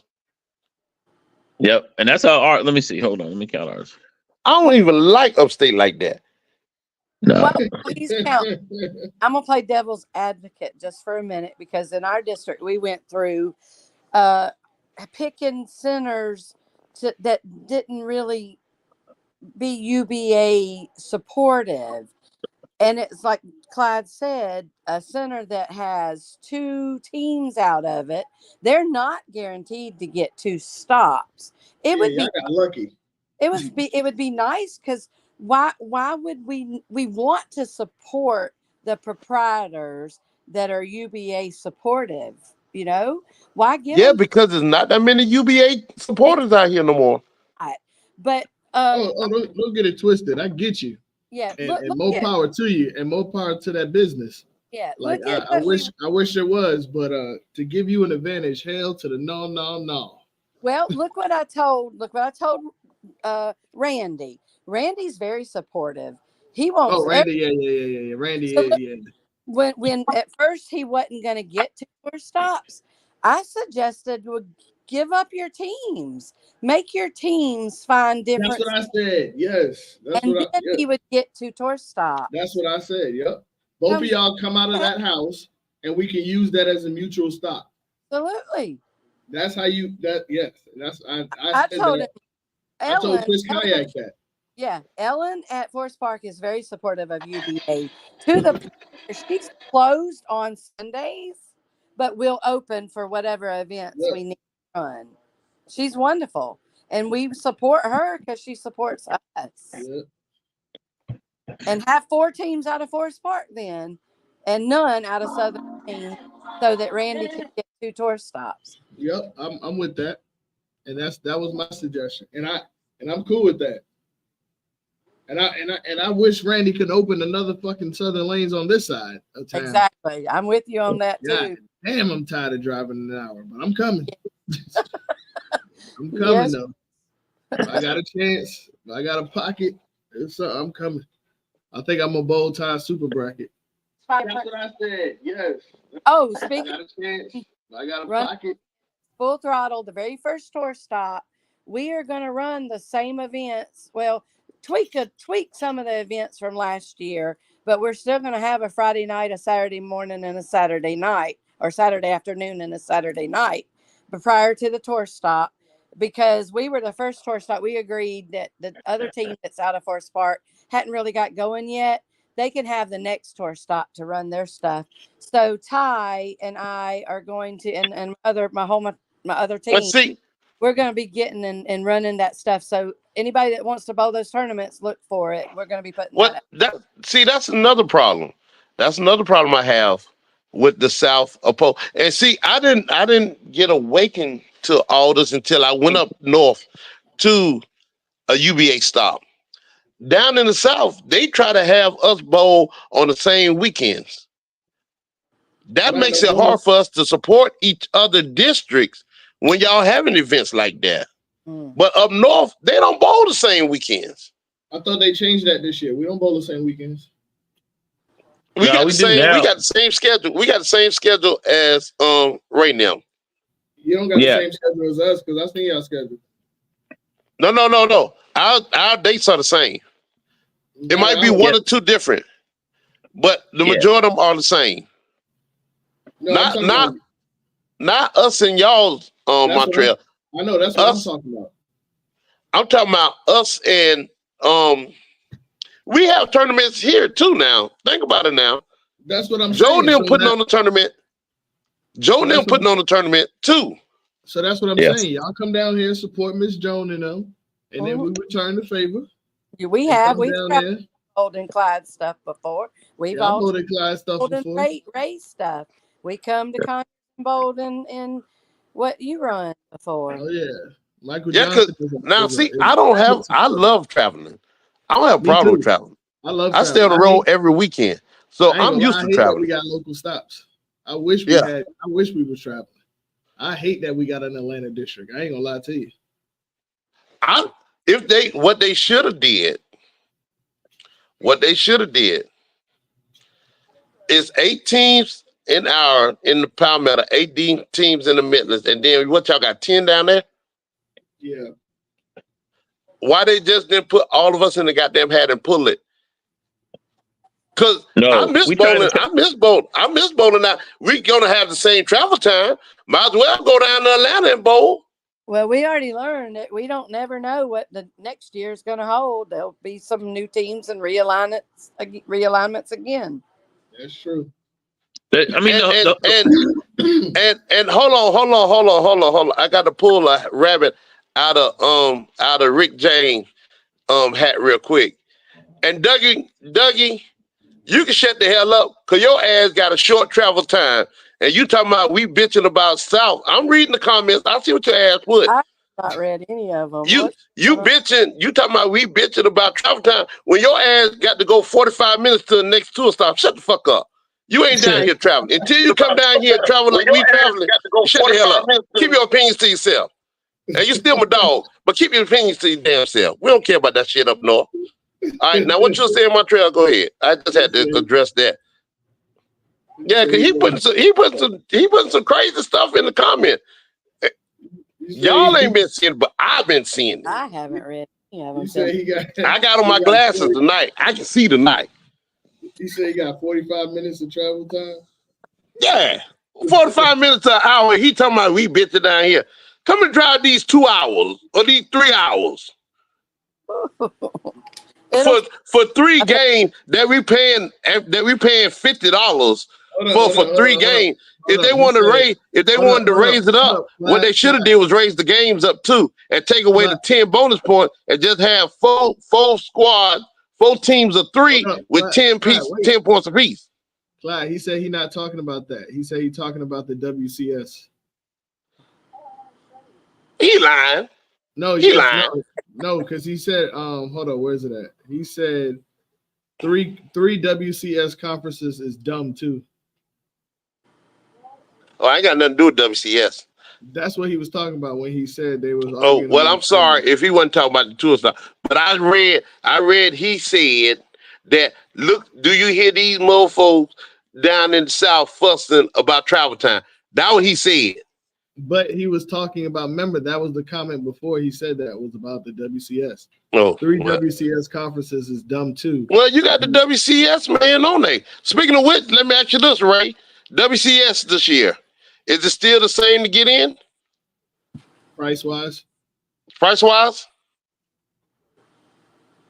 I can't hear nothing he's saying. He covered that in the beginning before you came. Yeah, my bad. I muted because I don't want to see the Dougie's comments. No, we didn't change pricing. Pricing is staying the same. It's the qualifyings are 10 and 20, the one times are 40 and 80, and then the matches are 25 and 50. So everything stayed the same. We didn't okay, go ahead. What you got, Clay? Leonard is not my brother. I read what you just put. I told y'all I got my glasses. I can see tonight now. He is all of our brothers. Isn't he? No, What? he ain't shit. Now, I wouldn't claim Leonard for. Never mind. Claim. okay, so when do we need to let you know? Because I got some bowlers that want to get in WCS. So when do I need to let you know? When do I need to send their monies over to you so they can qualify for the first tour stop? Well, remember they don't send the money to me. They send it through the UBA thing because we've had enough people with that in the past that money came up missing and all that kind of stuff. So we don't handle it directly.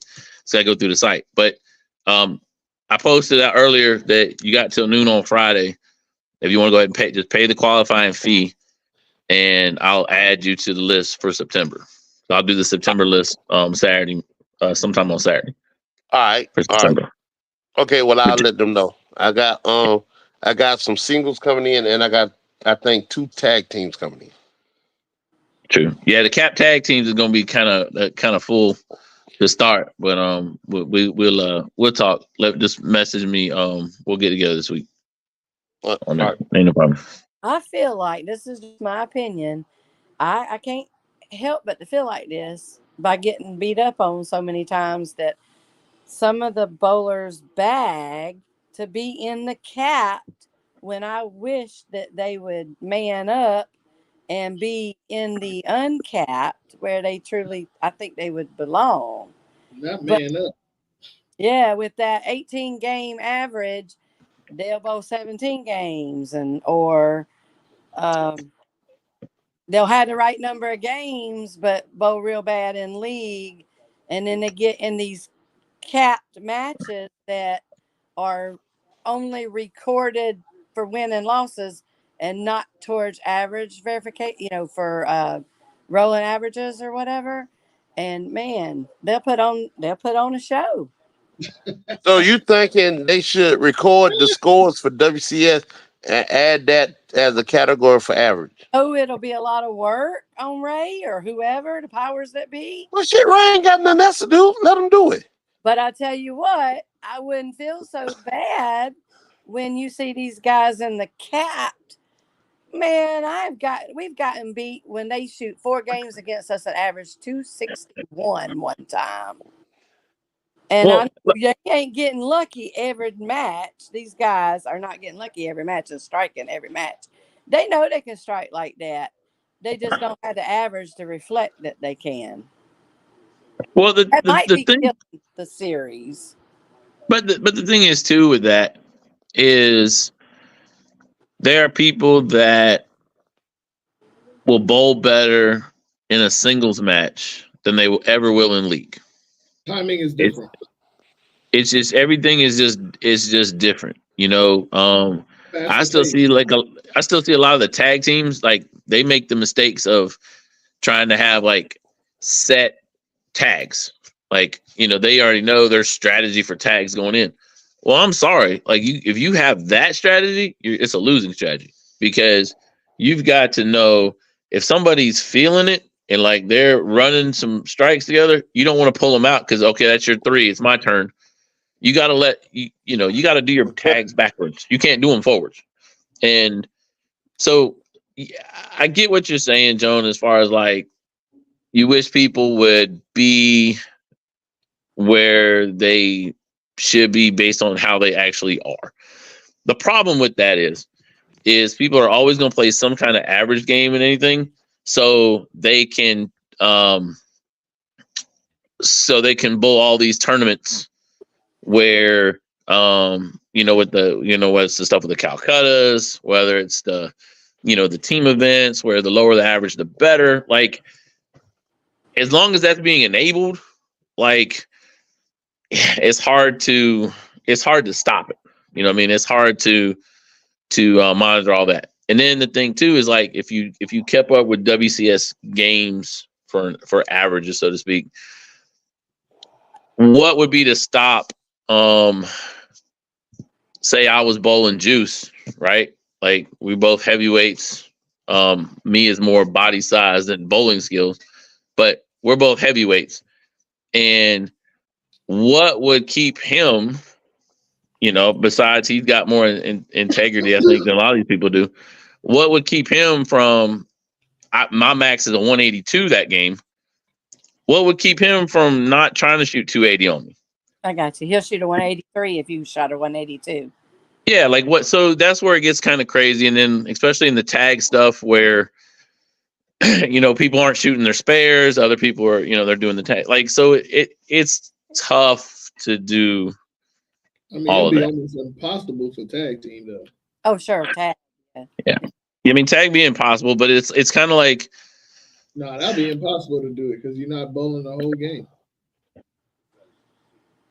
Yeah, and like James Dixon just said, every game is different in tag team, and that's true. Like, everything from what the score is going to be into the strategy and how you get there. If talking about Jackson JD for instance, one's a lefty, one's a righty, and we all know you got some houses where the lefties just have an advantage. And so she's already the better of the two. I mean, no offense, JD, but she's already good. You know what I mean? So like, if she's locked in on the left side, why? You know what I mean? Like, there's just more to it than that. Sometimes she's gonna. I think when it was on us, she bowled the first like 6-7 frames one game. Because she was striking, and I was just like going like, damn, like she's killing us. It just it just happens. I mean, like it's hard to. Sometimes it matches up with the centers. Like some people, they don't research the centers. Some people use their home house as a huge advantage. Like I'll say, like for John Fowler, for instance, him being with our on Complete Anarchy last year, he was able to use Columbia as his starting point, and so a lot of his WCS matches were in Rock Hill. Well, guess what? He owns a team now. Guess where that team's out of? Rock Hill. Rock Hill? Because that's where he's from. So Nate, right there, John Fowler. Yeah, there's a lot of stuff like that, and I mean, you can't hurt. I can't hate on people for, and I mean, and at the same time too, where, I always tell people that the two best houses for WCS matches anyway are Strikers and Woodleaf. They'll oil for you that they're great to work with. I tell people don't Woodleaf. Woodleaf and Salisbury. We've had a lot of matches at Paradise because she's good to work with. And Paradise is I haven't had to personally experience Paradise in that sense. But like I haven't heard anything bad about it. The Bolero centers, like Paradise, you gotta tell them you gotta tell them the old 6 lanes. Yeah, I mean the thing is like you know what you're getting. You know what I mean? Like, drive the extra 20 minutes to get to a Rock Hill, get to an independent center, because they're going to take care of you more, because they are going to appreciate your business more in that sense. Did you see Matthew Robbins' question? What did he say? How many bowlers / tag teams will be on the WCS list? So a full list is considered as your title holder, your number one contender, and then 24 people. So that'd be 26 altogether.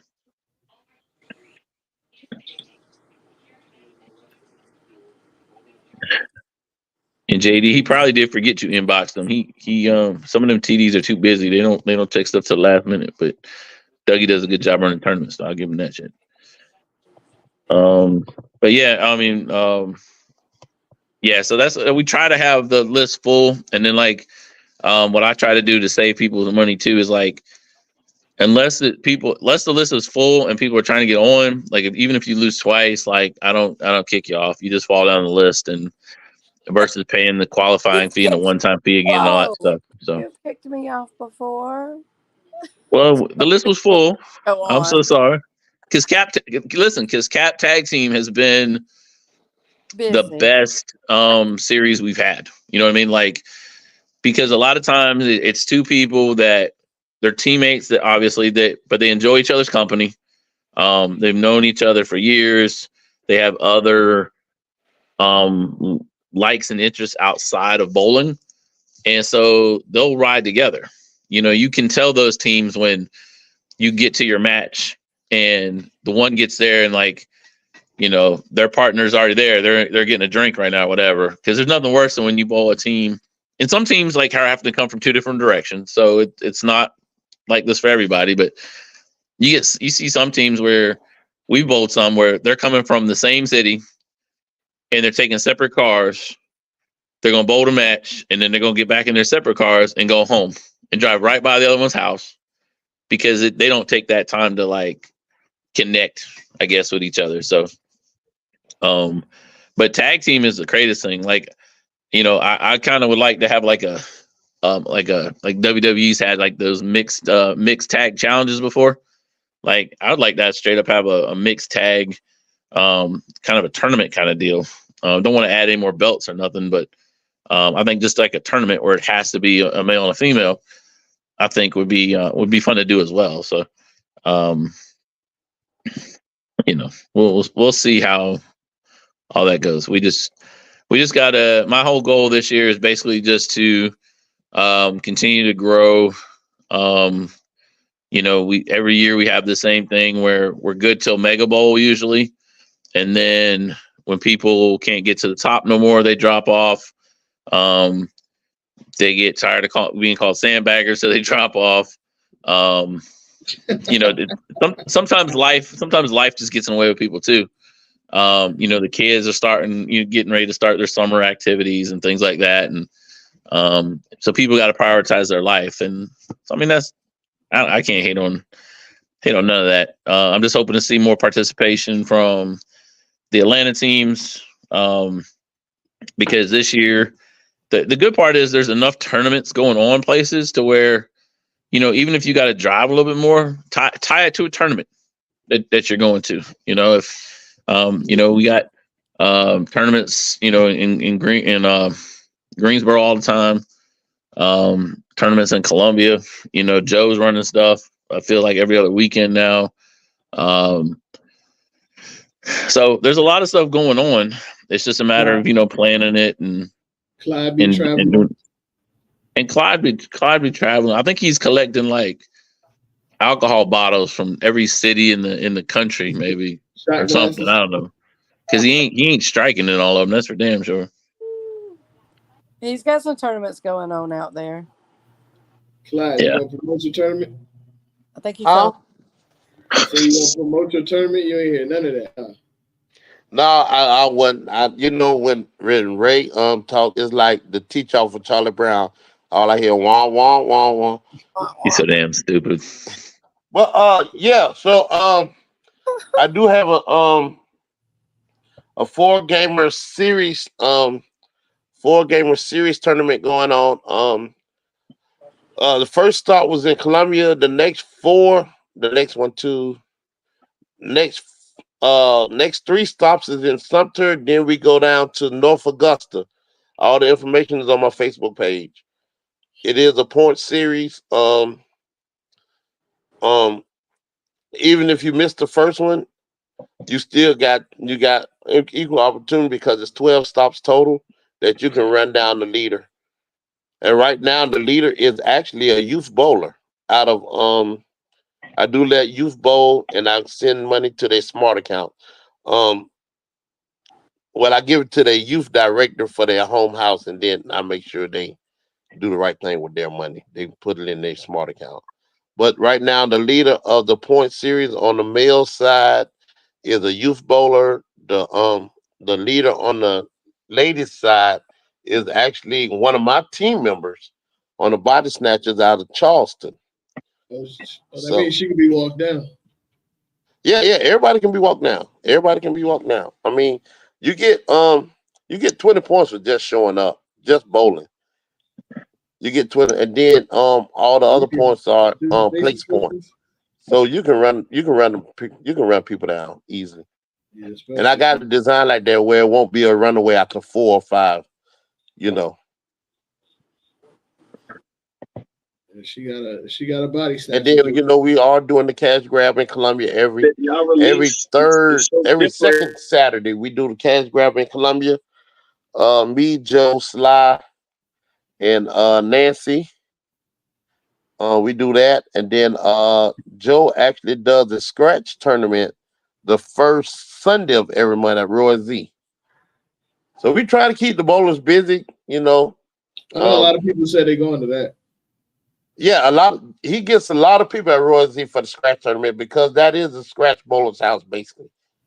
That and Anchor, I don't know which one is easier. I think they're running about the same now. What you think, Ray?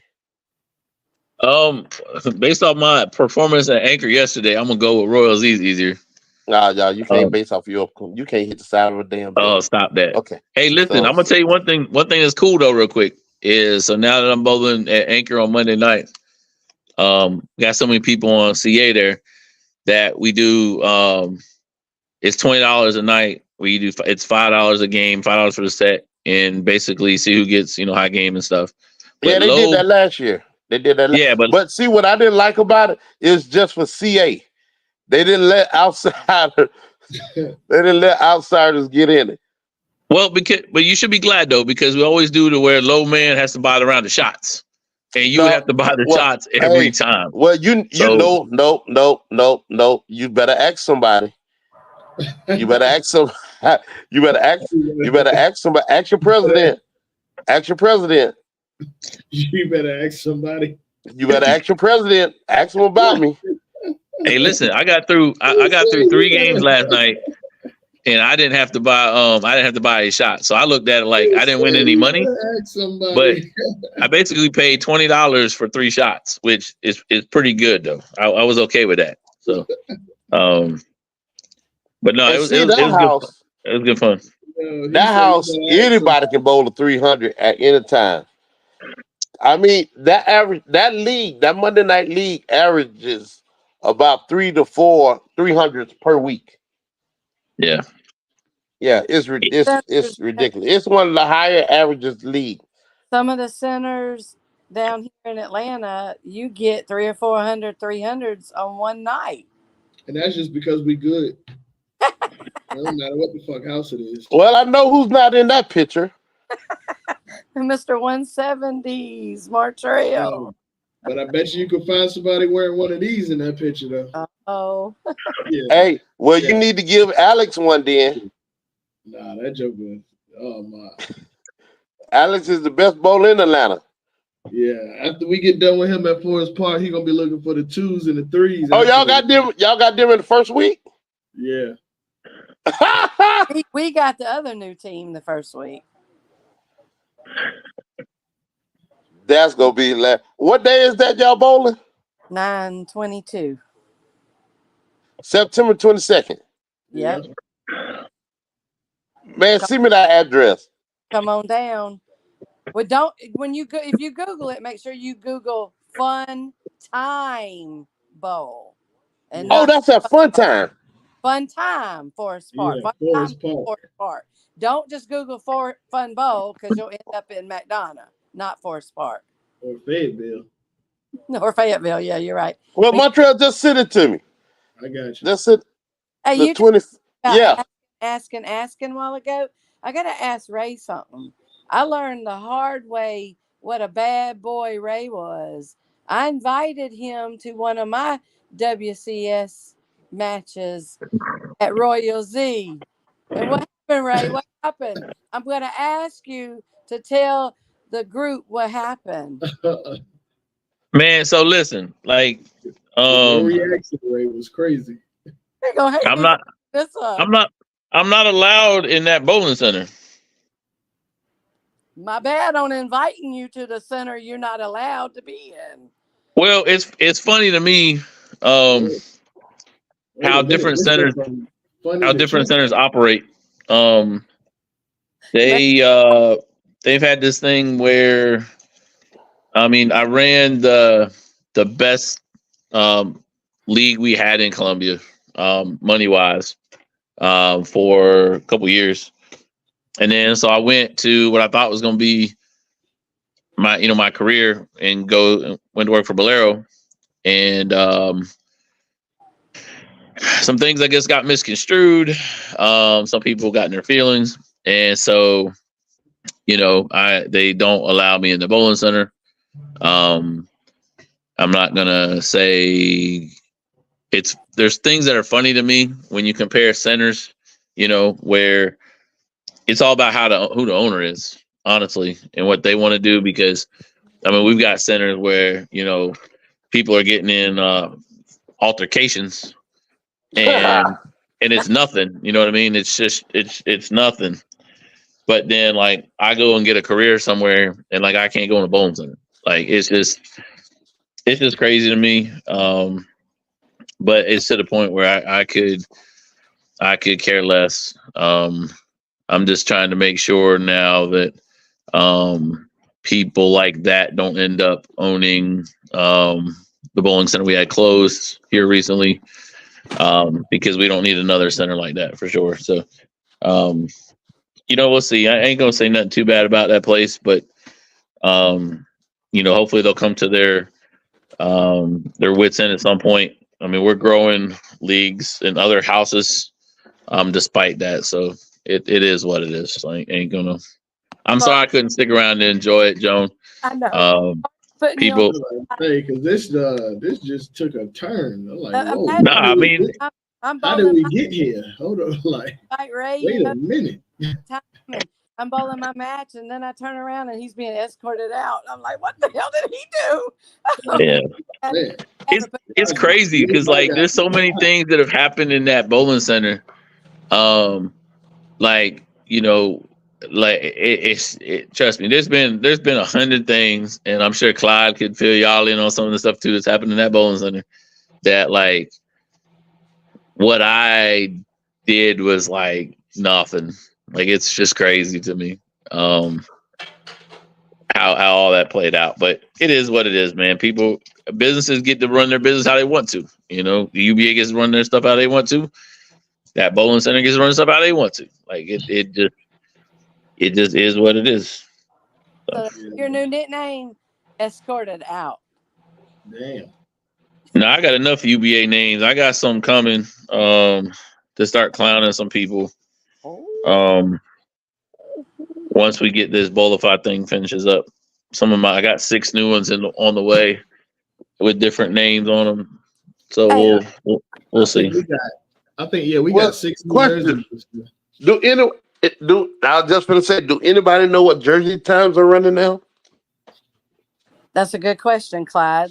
Let me ask, if you turned it in prior to Bolify coming on board, I didn't see your post, Ray, until after I put in for 60 jerseys. Oh, what? No, so yeah. The thing with the Bolify thing is they have an emphasis on getting it right, and they've heard from all of us how bad everything is. JD, it's $2 cheaper than the current prices. So it's they had in 2 days they had over 100 requests for jersey designs, and that's a lot. So they got to make sure they get everybody's fonts right that they've requested. No problem. They got to get everybody's fonts right they requested. Once they get all of it going, I think it's all going to be very quick and better. I did tell everybody that, hey, if you're needing a jersey for September, maybe even early October, order it from one of the other 2 places. But I think once Bolify, the UBA Apparel or UBA Pro Shop, see, the 2 no-name places.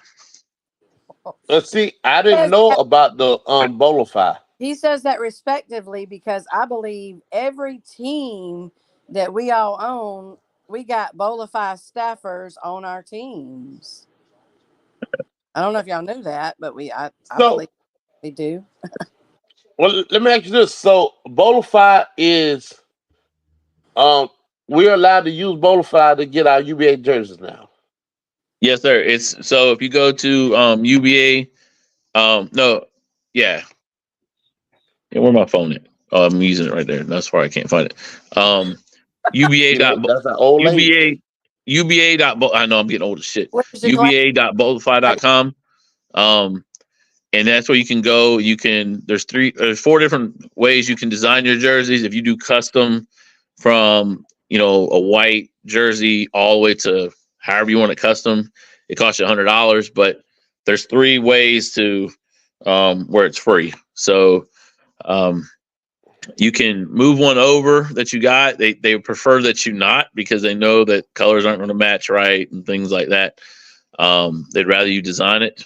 Not necessarily the $100 one, but just taking. They've got like 2,000 templates that you just pick your template. You'll throw the logo on. They'll throw the UBA stuff on the back. You tweak it how you want it to be. You throw your font on the back, and you're good. Like that's. But right now, it's just so many to get started that we want to make sure it's all done right. And they've been doing a pretty good job communicating that on their site as well. So it's going to be better for everybody in the long run, because Martrell knows that the customer service from the others have been straight ass, basically. And we got a tad bit better, but but I mean, there's only when you're at the bottom, there's only so many ways you can go. So the good part about this is it's a company that's a legit company that we can truly just wash our hands of, so to speak, to where they're going to handle all the customer service stuff. Like, it's not a go through our website to click on a jersey concern thing to do. Like, it's none of that. Like, it's hey, you got a problem with the Bolify jersey, you contact Bolify, and then they'll go from there and end up setting it up. And there's a lot of other stuff that I can't share yet that is coming for because of that partnership. So more to come on that once we can. Designed all these damn jerseys. Do what now? I said, I wish I would have known that was coming before I designed all these damn jerseys. We got like 6 new jerseys. Right. Well, that's what I'm saying. I just ordered all them jerseys. Right. If I would have known Bolify, I could order through Bolify. I could have went through my contact in New Jersey and got them. Because he works for Bolify. Yeah, but I mean, we had to do it a certain way. It is not as easy as, because I mean, I'm looking at. I got 24. The owners, we are owners. Like, we should know this stuff. Like, y'all. Well, listen, y'all. I post about this stuff, so I don't know what to tell y'all on that part. I didn't see your post. No. Don't get me wrong. You have been saying something is coming, but like, I know that was a big.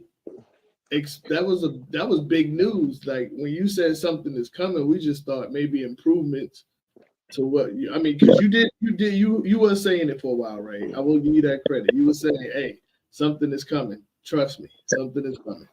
Yeah, I mean, it's one of those things where, like, if I would have said when this conversation started in May, I think it was, like, I wouldn't want to sit there in May and say, hey guys, don't order any more jerseys, because like I'm working with Bolify on doing this thing. If I would have said that and it wouldn't have fell through, then everybody could just blame me for everything. You know what I mean? There's enough. Yeah, I mean, that's one. But I mean, you got people that that it's kind of like when a woman goes through a breakup, that they want to go cut their hair and change their hair and stuff to, like, a whole new day, new me, all that kind of crap. Like, it's the same thing where people were wanting to get jerseys and all that kind of stuff. So I can't say early that, hey, this is happening. I felt good about it from the start, but at the same time, like, I get what you're saying. It's not my place. Like, I can't share all of the, because like I've been on staff with Bolify for a long time. I've been with UBA for a while. I've been on staff at UBA now for a couple of years. Like, I can't. There's certain things I can't share. I have to just kind of take the heat on, and just because it's where I try to be, loyal to what I can be. I guess that makes sense. Experience as a team owner was when I got all the shirts the beginning of the year. It took forever because everybody else at the beginning of the year was trying to get shirts. So this year, my thought process on it was, I'm gonna order all my team members shirts at the end of the year. And like Martrell just said, we got a lot of more designs. and took on a couple more new members. And so I thought my process was, if it takes so long at the beginning of the year, it should be pretty easier and faster at the end of the year. And now we'll see. Yeah, I mean the thing is like, so we've got because like I've even got one of my my new additions to the team this year. He's bowling at the tour stop at Royal Z, and so I got him in a jersey. Like, I mean, we don't have to worry about the names and stuff like we did, but I still move him over anyway. Because anybody that I got to use that don't have one yet, because we're waiting until Bolify is done before we order them. I told them that they want to order from the site themselves, they can, but my next group order will be through Bolify, and so I mean that's just how we're taking it. Just trying to use the rules to our advantage in certain places, and when one of my jerseys is bowling really well in the scratch pair, everybody will know it's obviously not me, but it's because everybody knows where I'll be for that tour stop anyway.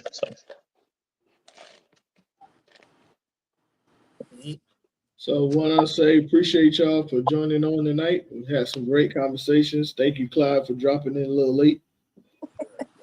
Like a crackhead. Yeah, I was late.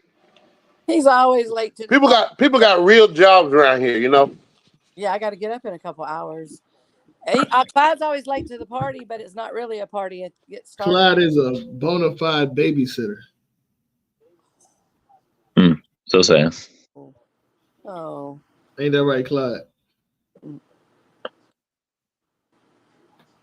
He already checked that. He's trying to find. He probably took his glasses off already, so he can't hear you. No, I'm a life coach. You're a life coach. I got upgraded